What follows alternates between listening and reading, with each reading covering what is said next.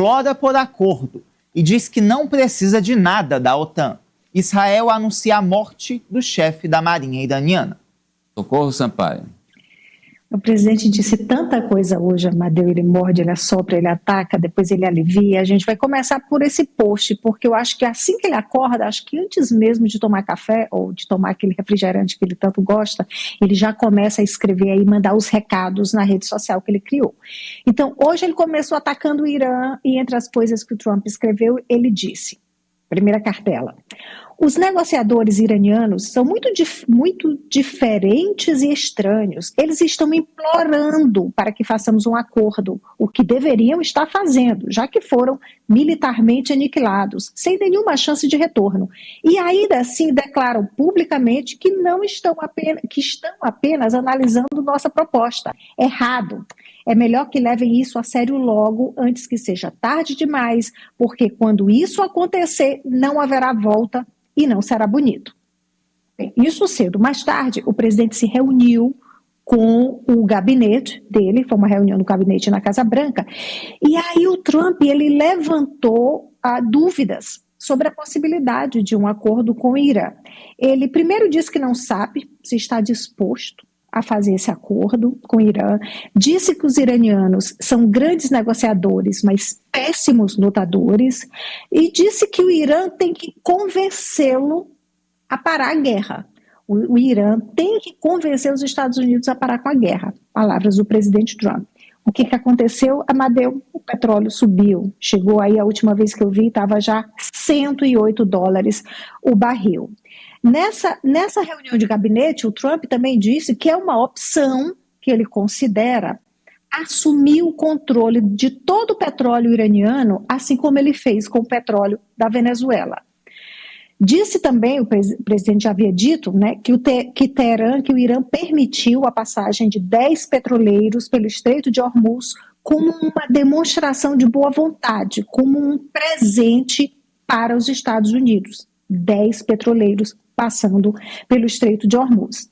E nessa reunião de gabinete, o enviado especial da Casa Branca para o Oriente Médio, o Steve Witkoff, ele confirmou que os Estados Unidos já enviaram para o Irã um plano de paz, esse plano de paz com 15 pontos, e esse plano foi enviado para o Irã pelo Paquistão, através do Paquistão, ou seja, o Steve Witkoff confirmou que realmente o negociador, o intermediário dessas conversas é o Paquistão.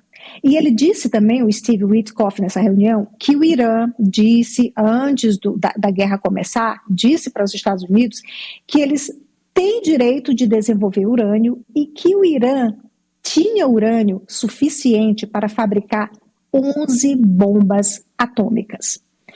Bem, agora a gente vai para o segundo post, a segunda publicação do presidente fez hoje de manhã, ainda antes dessa reunião de gabinete, e aí mais uma vez criticando, atacando os aliados da OTAN. O Trump escreveu: as nações da OTAN não fizeram absolutamente nada para ajudar com a nação lunática, agora militarmente arrasada, do Irã. Os Estados Unidos não precisam de nada da OTAN.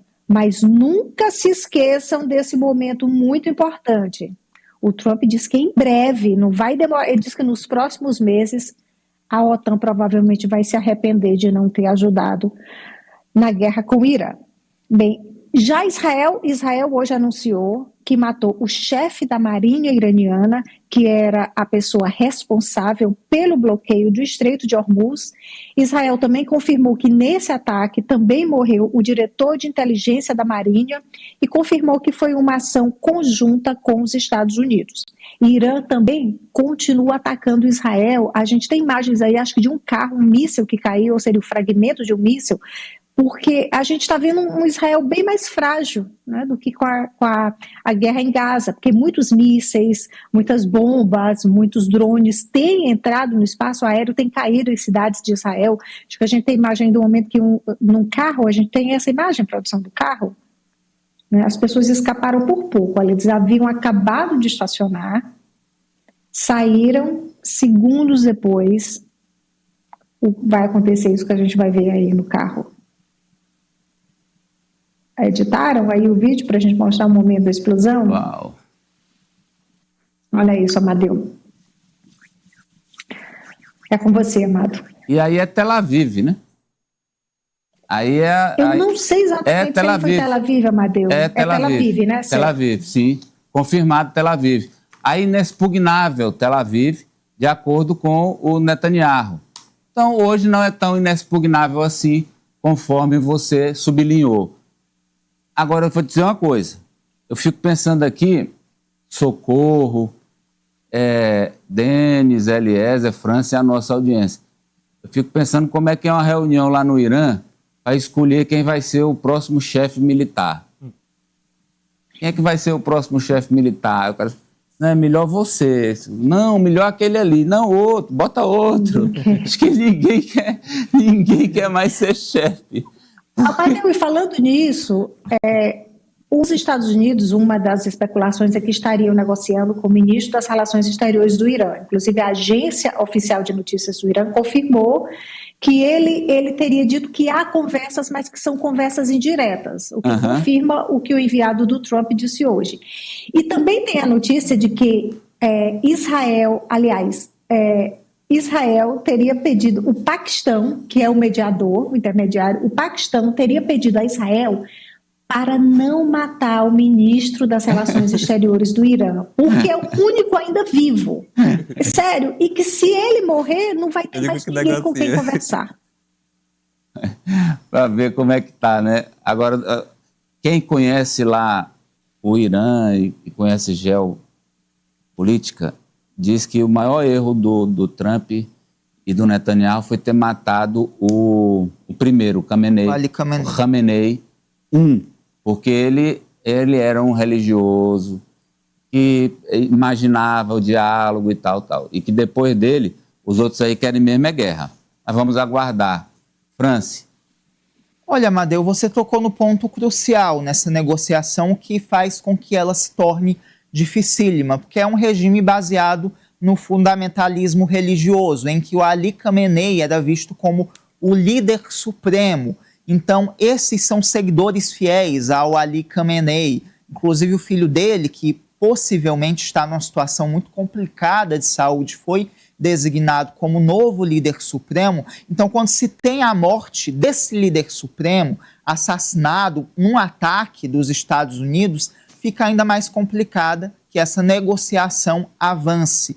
Então, com isso, Amadeu, a instabilidade segue dominando os mercados no mundo todo e não dá para cravar qualquer possibilidade, qualquer previsão de quando esse conflito vai se encerrar, porque não é baseado em apenas uma questão mercadológica, econômica, também envolve uma questão religiosa. Fecha aí, Denis. Ainda tem a questão... Desculpa. Fala, Socorro. Desculpa, Denis, pode continuar. Não, pode falar, a gente lembra também, a gente fala muito em Irã, mas Israel continua atacando o Líbano. Já são mais de 1.500 mortos. E o governo do Líbano alertou hoje que o que Israel está cometendo no Líbano é crime de guerra. E eles temem que o Líbano, e principalmente o sul do Líbano, se transforme na nova Gaza. O governo do Líbano alertou sobre isso hoje. O Líbano pode ser a nova Gaza. Mas aí o Netanyahu pensa o seguinte, olha, se eu fiz o que eu fiz lá em Gaza e não me aconteceu nada, eu estou aqui de boa, faço no Líbano também de boas, tranquilamente. Infelizmente é assim que está o mundo. Fecha, Denis. Só para complementar, Amadeu, com relação também à guerra da retórica, né, do que está sendo falado, porque parece que a cada momento que a gente vai acompanhar um assunto da guerra já tem uma novidade. Aí o presidente dos Estados Unidos ele tem feito isso atualizando as informações a todo momento. Mas nos bastidores fala-se de que, de fato, os dados têm sido negativos para os Estados Unidos por conta dessa resistência que tem sido dada aí pelo governo iraniano. E aí passa, né? São 49 anos de gestão lá, da forma como vinha sendo tratado lá o país. E é muito difícil você derrubar um regime de uma hora para outra. Agora vamos tratar sobre o Maduro. Teve audiência na justiça americana aí, o Nicolás Maduro, França. Justiça nega arquivamento de processo contra Maduro nos Estados Unidos. Socorro. O líder deposto da Venezuela, ele e a mulher,